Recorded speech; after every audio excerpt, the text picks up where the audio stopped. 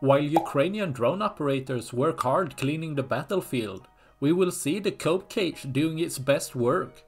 While not impossible to add some sort of protection, it's the narrow form of protection that makes the cope cage so worthless. As we see a Ukrainian drone operators drop down high explosive dual purpose grenade at the BMP-1 with a cope cage.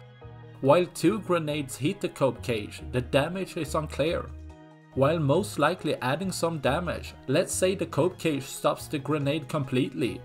The BMP is still mostly unprotected, where the grenades penetrate the very thin armor, as seen with smoke coming out from the hatch after getting hit, letting 5 grenades hitting the roof while 2 hitting the cope cage, letting the drone operator to get bored as multiple warheads have penetrated and rendered the BMP completely worthless, taking out another of Russia's vehicle, leaving 1 less for tomorrow. That's all I had for this video. Please like and subscribe for more. Thanks for watching. Bye.